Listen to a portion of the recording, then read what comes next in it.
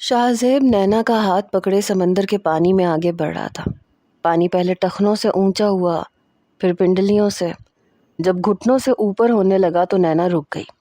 شاہزیب کے ہاتھ پہ اس کی گرفت بھی مضبوط ہونے لگی۔ بس شاہزیب، اس سے آگے نہیں جاؤں گی۔ کیوں؟ بس اتنی ہی ہمت ہے؟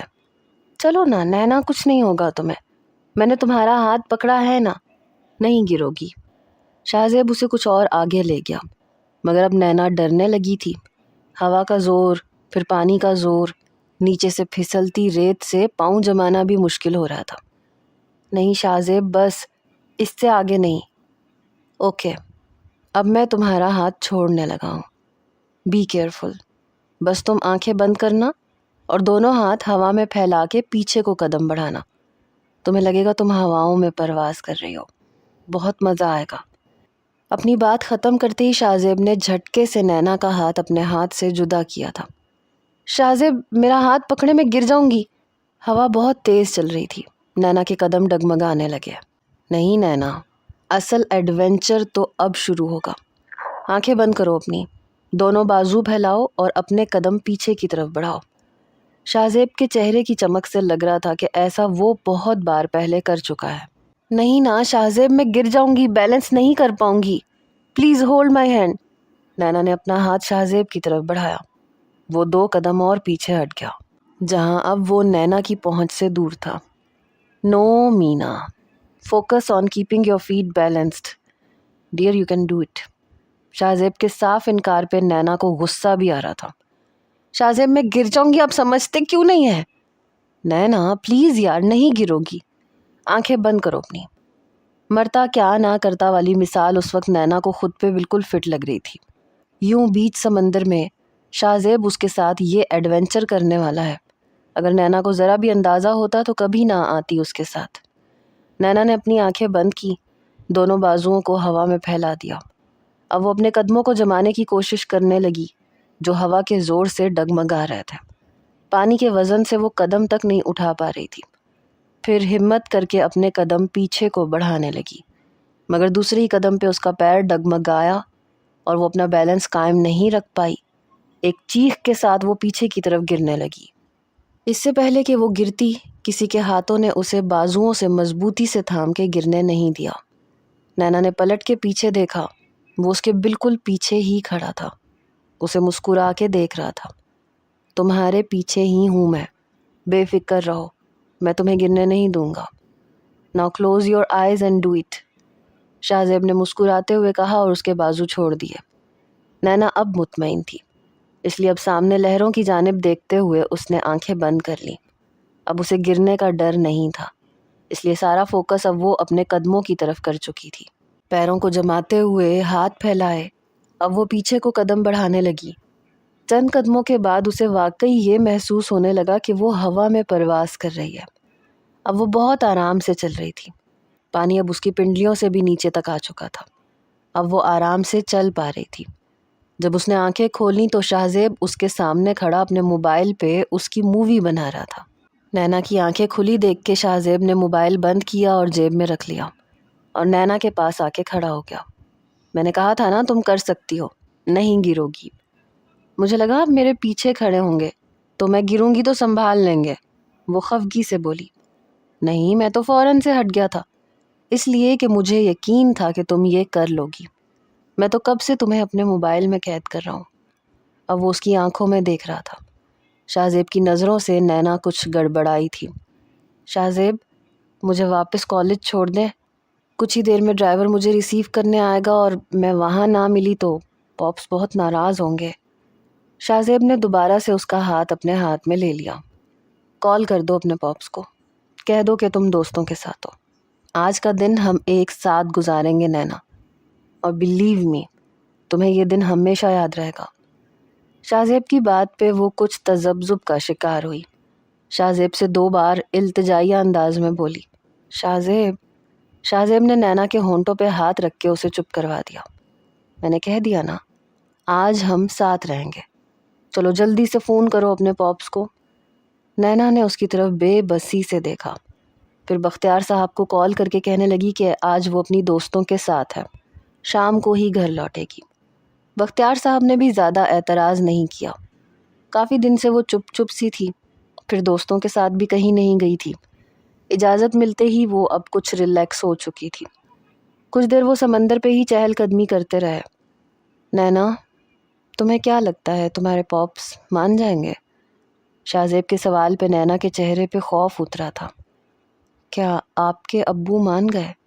ڈر تو نینا کی طرح شاہ زیب کے دل میں بھی یہی تھا۔ نینا نے الٹا اسی سے پوچھا۔ کچھ دیر وہ نیچے گیلی ریت کو اپنے جاگر سے کریدتے ہوئے چلتا رہا۔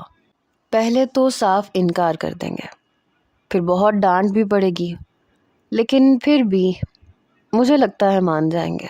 محبت تو کرتے ہیں مجھ سے، یہ بات تو کنفرم ہے۔ شاہ زیب نے نینا کے ساتھ ساتھ اپنے دل کو بھی تسلی دی۔ میرے پاپس بھی مجھ سے بہت محبت کرتے ہیں، شاید پہلے وہ بھی۔ نینا کی زبان لڑکھڑائی تھی۔ حیدر کا خیال بھی آنے لگا، جو اس وقت ایک نئے رشتے کی حیثیت سے اس کے سامنے کھڑا تھا۔ نینا کی ادھوری بات شاہ زیب نے مکمل کی تھی۔ وہ بھی مان جائیں گے نینا، مجھے معلوم ہے۔ سب ماں باپ ایسے ہی ہوتے ہیں، باہر سے سخت، اندر سے نرم۔ تم فکر مت کرو، شاہ زیب نے اسے تسلی دیتے ہوئے کہا۔ نینا، کیا تمہارے فرینڈ گروپ میں لڑکے بھی شامل ہیں؟ یس، پر آپ کیوں پوچھ رہے ہیں؟ اس لیے کہ تم جس کلاس سے تعلق رکھتی ہو وہاں یہ سب عام سی بات سمجھی جاتی ہے، پر ہمارے ہاں ایسا نہیں ہوتا۔ اب جب کہ میں تمہارے لیے سیریسلی سوچنے لگا ہوں تو یہ تو کبھی نہیں چاہوں گا کہ میرے علاوہ تمہارا کوئی میل فرینڈ ہو۔ شاہ زیب نے صاف گوئی سے پوچھا۔ آپ کو نہیں پسند تو آج سے چھوڑ دوں گی سب کو۔ نینا فوراً سے مان گئی تھی۔ شاہ زیب کے چہرے کی مسکراہٹ گہری ہوئی۔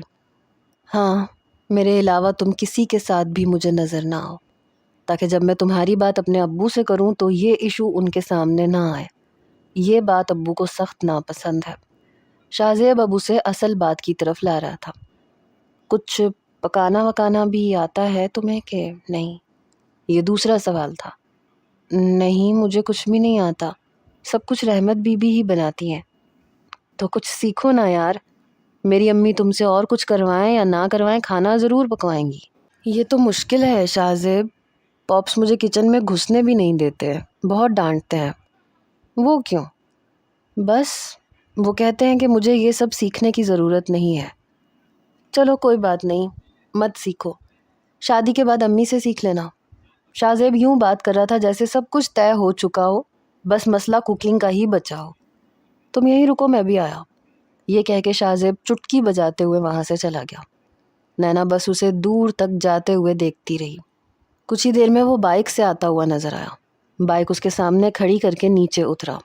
جہاں وہ دونوں موجود تھے وہاں رش بالکل نہیں تھا، دور دور تک کوئی بھی نہیں تھا۔ بائک چلانا سیکھو گی؟ مجھے آتی ہے، نینا نے مسکرا کے جواب دیا۔ شاہ زیب نے تعجب کا اظہار کیا۔ تمہیں بائک چلانا آتی ہے؟ سیریسلی؟ ہاں، میں نے کئی بار چلائی ہے، یہاں قریب قریب ہی۔ پاپس زیادہ دور تک جانے نہیں دیتے تھے۔ واو، چلو پھر چلا کے دکھاؤ۔ شاہ زیب نے چابی نینا کی طرف بڑھا دی۔ نینا نے بائک اسٹارٹ کی اور چلا کے ایک راؤنڈ سمندر پہ لگایا۔ شاہ زیب اسے بہت دلچسپی سے دیکھ رہا تھا۔ نینا نے بائک اس کے پاس جا کے روک دی۔ تم تو کمال لڑکی ہو، تمہاری میرے ساتھ بہت جمنے والی ہے۔ اس سے پہلے کہ نینا نیچے اترتی، شاہ زیب اس کے پیچھے بائک پہ بیٹھ چکا تھا۔ Now let's start your next adventure۔ یہ کہہ کے اس نے نینا کو مزید بولنے کا موقع نہیں دیا۔ وہ اپنے ہاتھ نینا کے ہاتھ پہ رکھے بائک اسٹارٹ کر چکا تھا اور خالی سمندر پہ فل اسپیڈ سے بائک چلاتے ہوئے بہت جلد ہی پہلا ٹائر اوپر اٹھا لیا۔ یہاں تک تو نینا چپ رہی، لیکن جب وہ ون ویلنگ پہ بائک کو زگ زیگ کی طرح چلانے لگا تو نینا کی خوف سے چیخیں نکلیں۔ شاہ زیب اسٹاپ، بائک پلیز۔ بائک کا ویل ایک دم ہی نیچے ہوا، بائک کی سپیڈ بھی ہلکی ہو گئی۔ آج کے لیے اتنا ہی کافی ہے، لیکن شاہو کا وعدہ ہے اپنے ساتھ ساتھ تمہیں بھی ہواؤں کی سیر کرواؤں گا۔ مجھے نہیں کرنی، پلیز بائک روکیں۔ اس کی خوف سے جان نکلی تھی، ابھی تک حواس بحال نہیں ہو پا رہے تھے۔ نینا جی، مجھ سے محبت کی ہے تو میری ون ویلنگ سے بھی محبت کرنی پڑے گی، کیونکہ شاہو کبھی بھی اس میں کمپرومائز نہیں کر سکتا، نیور ایور۔ بائک ابھی تک چل رہی تھی۔ شاہ زیب نے سامنے ریس سے نینا کے ہاتھ چھوڑ دیے تھے، خود بھی بائک سے اتر چکا تھا اور نینا بھی۔ وہ کچھ دیر بے یقینی سے اسے دیکھتی رہی۔ میں دوبارہ آپ کے ساتھ یوں ویلنگ کرتے ہوئے نہیں بیٹھوں گی، یہ تو میں ڈیسائیڈ کروں گا میری مینا۔ تمہارے دل کے ساتھ ساتھ زندگی کی ڈور بھی اب میرے ساتھ جڑ چکی ہے، اس لیے دل کو مضبوط کر لو۔ شاہ زیب کی آنکھوں میں محبت کے ساتھ ساتھ عجیب سا استحقاق سا تھا، جیسے وہ اس پہ پورا حق رکھتا ہے۔ نینا کچھ نروس سی ہوئی تھی۔ بائک چلانا یا اس کے پیچھے بیٹھ کے سفر کرنا تو ٹھیک تھا، مگر ون ویلنگ میں اس کا ساتھ دینا ایک مشکل مرحلہ تھا۔ بھوک لگی ہے تمہیں؟ شاہ زیب نے اگلا سوال کیا۔ ہاں لگ تو رہی ہے، چلو آؤ کچھ کھاتے ہیں۔ شاہ زیب اسے اپنے ساتھ لیے ایک ایسے علاقے میں لے گیا جو خاصا پرانا سا تھا۔ کافی پرانی عمارتیں تھیں، اتنی خستہ حال اور پرانے طرز کی بنی ہوئی تھی کہ پاکستان بننے سے پہلے کی تعمیر شدہ ہوں۔ نینا زیادہ تر ڈیفینس میں ہی رہی تھی، اس لیے وہاں کے ماحول کی عادی تھی، باقی کراچی کے علاقوں سے نا واقف تھی۔ ماحول بھی عجیب سا تھا اور لوگوں کے اٹھنے بیٹھنے بولنے کے انداز بھی الگ تھے۔ نینا نے ہمیشہ اچھے ہوٹل یا ریسٹورنٹ میں کھانا کھایا تھا، مگر اس طرح کی جگہ پہ وہ کبھی نہیں آئی تھی۔ بائک ایک چاٹ والے ٹھیلے کے پاس آ کے کھڑی ہوئی۔ سامنے بڑی سی گول اسٹیل کی ڈش میں چنے رکھے تھے، جن پہ باریک سفید ململ کا کپڑا رکھا تھا، اور اس کپڑے کے اوپر بے تحاشا مکھیاں بھن بھنا رہی تھیں۔ ایک سائڈ پہ مٹی کا روغنی مٹکا سا رکھا تھا جو مٹی کے ڈھکن سے ہی ڈھکا ہوا تھا۔ ایک اسٹیل کے باؤل میں ابلے ہوئے آلو رکھے تھے، باقی کھلے مسالے اور چٹنیاں یوں ہی کھلی ہوئی تھیں۔ اس ٹھیلے کا جائزہ نینا نے ناپسندیدہ انداز سے لیا، پھر اپنا رخ بدل لیا۔ چاچا 2 پلیٹ اسپیشل، چاٹ مسالہ اور کھٹا ایکسٹرا ڈال کے دینا۔ شاہ زیب بائک سے نیچے اتر چکا تھا، اس لیے نینا کو بھی اترنا پڑا۔ شاہ زیب کا آرڈر سن کے وہ برجستہ بولی، نہیں شاہ زیب، مجھے بھوک نہیں ہے۔ وہ اس قسم کی جگہ پہ اس قسم کا کھانا تو ہرگز بھی نہیں کھا سکتی تھی۔ کیوں نہیں ہے؟ دوپہر کے 3 بج رہے ہیں۔ شاہ زیب میں یہ نہیں کھا سکتی۔ نینا نے ناک چڑھائی۔ کیوں؟ اتنے تیز اسپائسز کی مجھے عادت نہیں ہے۔ ایک بہانہ بنایا۔ اچھا تو کم ڈلوا دیتا ہوں۔ چاچا 1 پلیٹ میں ذرا مسالہ کم ڈال دینا۔ اچھا ٹھیک ہے، اس سامنے والے میلے کچیلے کپڑوں کے ساتھ کھڑے شخص نے، جو منہ میں پان دبائے بمشکل بول رہا تھا، اس نے ہاتھ سے سب سے پہلے اس چنے کی ڈش سے مکھیاں اڑائیں، پھر برابر میں رکھی میلی کچیلی بالٹی سے، جس کا پانی بھی گدلا سا تھا، اس میں سے 2 پلیٹیں نکال کے ایک گندے سے کپڑے سے صاف کی، پھر اس میں چنے، آلو اور باقی کی چیزیں ڈالنے لگا۔ چونکہ دوپہر کا وقت تھا، اس لیے اس کے چہرے پہ پسینہ بھی بہت آ رہا تھا، جسے وہ اپنی آستینوں سے صاف کر رہا تھا۔ نینا کا یہ سب دیکھ کے جی متلایا تھا۔ اس نے بے بسی سے شاہ زیب کی طرف دیکھا، جو اپنی پسند سے نہ جانے اور کیا کیا ڈلوا رہا تھا۔ کچھ ہی دیر میں 2 پلیٹیں تیار ہو چکی تھیں۔ نینا نے ایک نظر اس پلیٹ پہ ڈالی جہاں مکھیاں اپنا حصہ لینے فوراً سے پہنچ چکی تھیں۔ میں شاہ زیب، میں یہ سب نہیں کھاتی۔ نینا سمجھ نہیں پا رہی تھی کہ شاہ زیب کو منع کیسے کرے۔ کیا مطلب نہیں کھاتی؟ کھا کے دیکھو، بہت مزے کی ہے، وہ اپنی پلیٹ میں سب کچھ مکس کرتے ہوئے بولا۔ ہم کہیں اور چلتے ہیں شاہ زیب، کسی اچھے سے ریسٹورنٹ میں۔ شاہ زیب نے چمچ منہ میں ڈالتے ہوئے نینا کو غور سے دیکھا، جس کے چہرے پہ ناگواری اور کوفت کے آثار تھے۔ بزنس روڈ کی سب سے مشہور چاٹ ہے یہ، لوگ خاص طور پہ اسے کھانے آتے ہیں۔ ایک تم ہو، ایسے منہ بنا رہی ہو جیسے میں تمہیں چیچوں کی ملیاں لے آیا ہوں۔ اب نخرے کم کرو، جلدی سے کھاؤ اسے۔ نمی، شازی اور عاصم منتیں کرتے ہیں میری یہاں کی چاٹ کھانے کے لیے۔ شاہ زیب یوں فخر سے کہہ رہا تھا جیسے وہ چاٹ کوئی خاص سوغات ہو۔ نینا نے ہاتھ میں پکڑی پلیٹ کو دوبارہ سے دیکھا، پھر بے بسی سے شاہ زیب کو دیکھا جو اسی کو دیکھ رہا تھا، پھر مجبوراً چمچ پکڑ کر اوپر ڈالے پیاز پہ چمچ ہلا کے اسے مکس کرنے لگی، مگر ٹھیک سے کر نہیں پائی۔ نینا کی زندگی کا یہ پہلا تجربہ تھا۔ 1 چمچ بمشکل ہی اس نے منہ میں لیا تھا۔ تیز مرچوں نے اس کے ہوش ٹھکانے لگا دیے۔ پانی! وہ چلائی۔ کیا ہوا؟ اف، مرچیں بہت تیز ہیں اس میں۔ اس کا چہرہ ایک دم ہی سرخ ہوا تھا۔ سامنے رکھے کولر سے پانی کا گلاس بھر کے شاہ زیب نے نینا کو دیا۔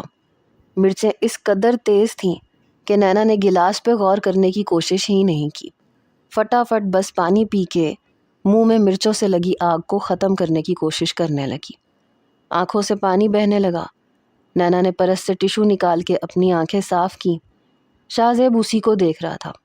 پھر اس کی پلیٹ پکڑ کے دیکھی جسے اس نے ٹھیک سے مکس بھی نہیں کیا تھا، اس لیے مسالے اوپر ہی موجود تھے۔ تم بھی نا نینا، کیا بنے گا تمہارا؟ تمہیں تو ٹھیک سے کھانا بھی نہیں آتا۔ اب وہ اس کی پلیٹ کی سب اشیاء کو مکس کرتے ہوئے بول رہا تھا۔ لو اب کھاؤ۔ نینا نے پلیٹ دوبارہ پکڑی، گہرا سانس لیا، پھر سوچا کہ محبت میں نہ جانے ایسی کتنی قربانیاں دینی پڑیں گی، اور پھر کھانے لگی۔ مرچیں بے شک تیز تھیں مگر ٹیسٹ واقعی بہت اچھا تھا۔ مگر اتنے تیز اسپائسز کھاتے ہوئے اس کا چہرہ تمتمانے لگا تھا، آنکھوں سے بار بار پانی نکل رہا تھا۔ اس کے بعد نینا نے کسی بھی چیز پہ اعتراض نہیں کیا۔ سمجھ چکی تھی کہ وہ اس کی طرح اتنا مہنگا لنچ افورڈ نہیں کر سکتا، اور نہ ہی وہ اس کے پیسوں سے کچھ کھائے گا، اس لیے یہ سمجھوتا تو نینا کو ہی کرنا تھا۔ وہ خاموشی سے کھاتی رہی۔ مرچیں ابھی بھی اس کے لیے تیز ہی تھیں مگر اس بار اس نے ظاہر نہیں کیا۔ چاٹ کھانے کے بعد شاہ زیب اسے ایک اور ٹھیلے پہ لے گیا۔ گنے کا رس پی لو، مرچوں کی تیزی ختم ہو جائے گی، شاہ زیب نے بائک پہ بیٹھی نینا کو پیچھے مڑ کے کہا۔ پھر ایک گلاس بھی آرڈر کر دیا۔ نہیں، مرچیں تو نہیں لگ رہی مجھے، نینا نے جھوٹ بولا، ورنہ منہ تو ابھی بھی جل رہا تھا۔ شاہ زیب ہنسنے لگا۔ اچھا، تو تمہارا چہرہ شرم سے لال ہو رہا ہے؟ حالانکہ میں نے تو ایسی کوئی رومانٹک بات نہیں کی تم سے۔ شاہ زیب کے کمنٹ پہ وہ جھینپ سی گئی۔ وہ بائک پہ بیٹھا پیچھے پلٹ کے اسی کو دیکھ کے بول رہا تھا، پھر سامنے ایک گلاس پکڑ کے اس کی طرف بڑھا دیا۔ نینا گلاس پکڑ کے پینے لگی۔ واپس شاہ زیب نے اسے اس کے گھر پہ ہی اتارا تھا۔ سامنے اپنے ٹیرس پہ کھڑے حیدر نے جب یہ نظارہ دیکھا تو حیرت سے دیکھتا ہی رہ گیا تھا۔ نینا بہت خوش تھی۔ آج کا دن تو اس کے لیے واقعی بہت خاص تھا۔ من چاہی سنگت مل جائے تو وقت گزرنے کا احساس ہی نہیں ہوتا۔ دوسری جانب شاہ زیب کی کیفیت بھی کچھ ایسی ہی تھی، اپنا آپ ہواؤں میں اڑتا ہوا محسوس کر رہا تھا۔ آتے ہی دروازہ عاصم نے کھولا۔ پہلی بار شاہ زیب نے عاصم کے موٹے سے گال کو زور سے دبانے کے بجائے صرف پیار سے تھپ تھپایا۔ کیسا ہے میرا موٹا بلہ؟ عاصم نے پوری آنکھیں پھیلا کے شاہ زیب کو دیکھا۔ وہ بڑے خوشگوار موڈ میں تھا۔ آج تو جیب سے ایک چاکلیٹ بھی نکال کے عاصم کو دی۔ لے میرے چشماٹو، جا عیش کر۔ شاہ زیب کا شاہی مزاج کبھی کبھی ہی جوش مارتا تھا۔ ایک چاکلیٹ صوفے پہ بیٹھی نمی کی طرف اچھالی۔ نمی کیچ۔ نمی نے بھی بڑی مہارت سے ایک ہاتھ سے کیچ کیا۔ واہ شاہو بھائی، آج تو بڑی عنایتیں ہو رہی ہیں۔ ببلی چاکلیٹ، اور وہ بھی بڑی والی۔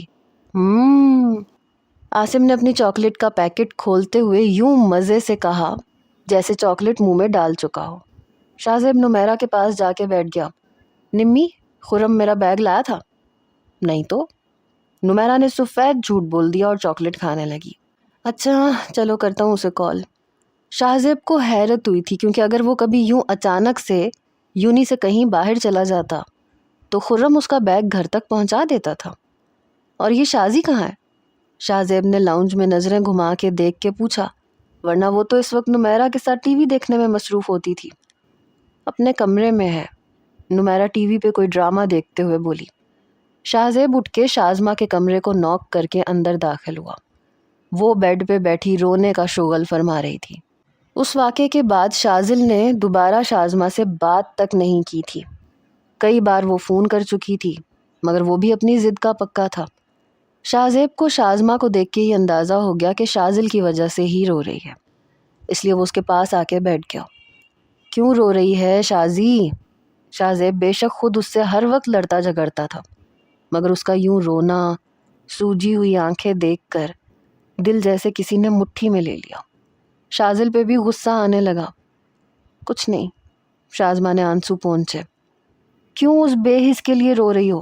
کیوں بار بار کال کر کے اسے یہ احساس دلا رہی ہو کہ تم غلط ہو اور وہ صحیح تھا؟ شازی، شاہ زیب سنجیدگی سے بات کر رہا تھا اور شازمہ کے آنسو تواتر سے بہہ رہے تھے۔ تم نہیں سمجھ سکتے شاہو، مجھے بہت ڈر لگ رہا ہے، اگر اس نے غصے میں آ کے رشتہ ختم کر دیا تو۔ شازمہ ابھی تک اسی خوف میں مبتلا تھی۔ شاہزیب کو اس پہ بھی غصہ آنے لگا۔ او ہو میری بے وقوف بہن، کب عقل آئے گی تمہیں؟ اگر ایسا اس نے کچھ کرنا ہوتا تو کر چکا ہوتا۔ مت کرو فون، شکر کرو کہ کچھ دن بڑے سکون سے گزر رہے ہیں، ورنہ ہر اتوار کو تائی امی کے ساتھ منہ اٹھا کے آ جاتا تھا چائے پینے۔ تم میری مانو، صرف چند دن دل پہ پتھر رکھ کے اسے کوئی بھی کال مت کرو۔ وہ پلٹ کے تمہیں کال نہ کرے تو بے شک میرا نام بدل دینا۔ شاہزیب کے یقین پہ شازمہ بے یقین ہی تھی۔ وہ نہیں کرے گا، وہ ضرور کرے گا۔ شاہزیب با اعتماد تھا۔ کیسے کہہ سکتے ہو تم؟ اس لیے کہ نہ تو میں اندھا ہوں نہ بے وقوف۔ جتنی محبت تم اس سے کرتی ہو اتنی وہ بھی تم سے کرتا ہے، بس تم اسے امپورٹنس زیادہ دیتی ہو، اس لیے وہ مغرور سا ہو گیا ہے۔ تھوڑا سپیس دو، پھر دیکھو کیسے سیدھا ہوتا ہے۔ شاہزیب نے شازمہ کے آنسو صاف کیے، پھر جیب سے چاکلیٹ نکال کے کھول کے زبردستی اس کے منہ میں ڈال دی۔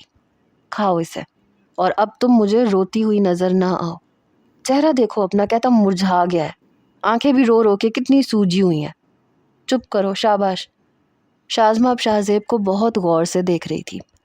ہمیشہ اسے تنگ کرنے والا، ستانے والا، اس کا مذاق اڑانے والا شاہزیب کسی دوست کی طرح اسے سمجھا رہا تھا، اس کے آنسو بھی پونچھ رہا تھا۔ شاہزیب کے چہرے سے بھی لگ رہا تھا کہ اسے شازمہ کے آنسو تکلیف دے رہے تھے۔ شازمہ نے چاکلیٹ کی بڑی سی بائٹ لی اور باقی کی چاکلیٹ شاہزیب کے منہ کے قریب کی۔ تم بھی کھاؤ نا شاہو، پہلے مسکراؤ، ہنسو۔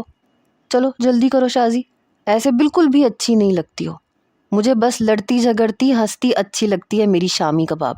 شازمہ کی آنکھوں میں آنسو چمکنے لگے اور چہرے پہ پھیکی سی مسکراہٹ پھیل گئی۔ باسم جب تک عاصم کو پڑھاتا رہتا خود کو کسی کی نظروں کے حصار میں محسوس کرتا۔ اسے لگتا تھا کہ وہ کسی کی نگاہوں کا مرکز ہے، کوئی اسے دیکھتا ہے۔ کبھی کبھی اسے الجھن سی ہونے لگتی، وہ کمرے کے چاروں طرف نظریں دوڑاتا مگر اسے کہیں کوئی نظر نہیں آتا تھا۔ دوسری جانب نمیرہ باسم کی شخصیت سے خاصی متاثر اور مرعوب ہو چکی تھی۔ چوری چھپے اسے دیکھتی رہتی اور اپنے ناولز کے پسندیدہ کریکٹر کی خوبیاں اس میں تلاش کرتی رہتی۔ خوابوں کی دنیا میں وہ خود کو سینڈریلا تصور کرتی اور باسم کو ایک شہزادہ۔ بس یوں ہی اسے دیکھ کے خوش ہوتی رہتی۔ نیلوفر بھی اب اپنی آنکھوں میں باسم کے خواب سجانے لگی تھی۔ جب بھی گھر کے کاموں سے فارغ ہوتی فوراً سے رائما کے پاس آ کے بیٹھ جاتی۔ ان دونوں کے بیچ بہت اچھی دوستی ہو چکی تھی۔ دونوں گھنٹوں بیٹھ کے باتیں کرتی رہتی۔ ابھی بھی وہ صحن کے تخت پہ بیٹھی شام کی چائے کے ساتھ اپنی خوش گپیوں میں مصروف تھیں جب پھپھو صاحبہ کی روب دار آواز پہ نیلو سٹپٹا کے اٹھی۔ وہ اوپر سیڑھیوں میں کھڑی چلا کے نیلو کو پکار رہی تھی۔ نیلو نے باقی کی چائے وہیں چھوڑی اور اوپر کا زینہ چڑھنے لگی۔ کہاں مر گئی تھی تم؟ اپنے گھر میں دل نہیں لگتا تمہارا؟ جب دیکھو تم نیچے نظر آتی ہو۔ پھپھو کا غضبناک انداز اسے اندر تک دہلا کے رکھ دیتا تھا۔ پھپھو وہ کام تو میں نے کر لیا تھا سارا، کھانا بھی پک چکا تھا، آپ بھی سو رہی تھی اس لیے میں تھوڑی دیر کے لیے رائما کے پاس چلی گئی تھی۔ نیلوفر کی اپنی پھپھو کے سامنے جان ہوا ہونے لگتی تھی۔ کام کرنے کی نیت ہو تو کام بہت ہے، مگر تمہیں تو نیچے کے چکر لگانے سے فرصت نہیں ہے۔ میں پوچھتی ہوں، اب ایسا کون سا کام ہے تمہیں جو بھاگ بھاگ کے نیچے جاتی ہو؟ پہلے تو رائما کی شادی کا بہانہ تھا، اب تو اس میں بھی وقت پڑا ہے۔ جوان جہان لڑکے والا گھر ہے اور تم ہو کے بھاگی چلی جاتی ہو وہاں۔ پھپھو کی بات پہ نیلوفر کا ایک رنگ آ کے گزرا۔ پھپھو اس وقت ان کے گھر میں کوئی بھی نہیں ہوتا۔ نیلو نے کمزور سی دلیل دے کے انہیں مطمئن کرنا چاہا۔ باسم اسی وقت آفس سے واپس آیا تھا۔ بائک صحن میں کھڑی کر کے صحن میں رائما کے پاس ہی بیٹھ گیا۔ پھپھو صاحبہ کا والیوم خاصا اونچا تھا اور جب نیلوفر کی شامت ان کے ہاتھوں آنی ہوتی اس وقت تو ان کا لاؤڈ اسپیکر آمنے سامنے کے 4 گھروں تک بآسانی سنا جا سکتا تھا۔ باسم صحن میں بیٹھا اپنی ٹائی کی نوٹ ڈھیلی کر رہا تھا جب پھپھو کا آخری جملہ اس کے کانوں سے ٹکرایا۔ بے ساختہ ہی اس کی رائما پہ نگاہ اٹھی، وہ بھی باسم کو ہی دیکھ رہی تھی۔ اچھا، تو گویا تمہیں اس لڑکے کے آنے جانے کے اوقات کا بھی علم ہے؟ میں پوچھتی ہوں چاہتی کیا ہو تم؟ پہلے وہ چھت والا کبوتر باز تمہارے دیدار کا منتظر نظر آتا، جب بھی میں چھت پہ جاؤں یوں میری طرف لپک کے دیکھتا تھا، اور اب یہ مالک مکان کا لڑکا۔ دیکھو نیلو، اگر اب تم مجھے ادھر ادھر منڈلاتی نظر آئیں تو رات کو بھائی صاحب سے کہہ دوں گی کہ بھیا مجھ سے نہیں ہوتی یہ چوکیداری۔ ارے لڑکی، جب تمہیں اپنے اتنے عاشق پالنے کا شوق ہے تو دکھاتی رہو اپنی ادائیں اور لائن لگوا لو لڑکوں کی۔ اپنے باپ کی عزت کا جنازہ بڑی دھوم سے نکلواؤ، مجھے کیا لگے۔ پھپھوں کی سلوٹوں سے بھری پیشانی اور کھا جانے والی نظریں اور دل کو کند چھری سے کاٹ دینے والے جملوں پہ نیلو کا بس نہیں چلتا تھا کہ زمین پھٹے اور دھنس جائے ساتوں تہوں کے اندر۔ ایسا کیا ہی کیا تھا اس نے جو وہ ہر بار اپنی عزت پہ ایسے ایسے گھٹیا الزام سننے پہ مجبور تھی۔ ہر بات عورت ضبط کر لیتی ہے، یہاں تک کہ اپنے وجود پہ مار دھاڑ بھی سہ جاتی ہے، پر عزت پہ ایک حرف بھی غلط سننا اس کی روح کو بری طرح سے گھائل کر کے رکھ دیتا ہے۔ نیلوفر چپ چاپ آنسو بہاتی ہوئی اپنے کمرے میں چلی گئی۔ نیچے صحن میں باسم اور رائمہ کی کیفیت ایسی تھی کہ جا کے پھپھوں کا منہ ہی توڑ کے رکھ دیں۔ ایسی باتیں کرتے ہوئے شرم کیوں نہیں آتی انہیں؟ اور باسم کو تو نیلو پہ بھی غصہ آ رہا تھا، چپ چاپ سنتی ہی کیوں تھی ان کی بکواس کو؟ ایک بار ان کے مزاج کو درست کر دیتی تو ان کی جرت ہی نہ ہوتی ہر بار اس قسم کی فضول گوئی کرنے کی۔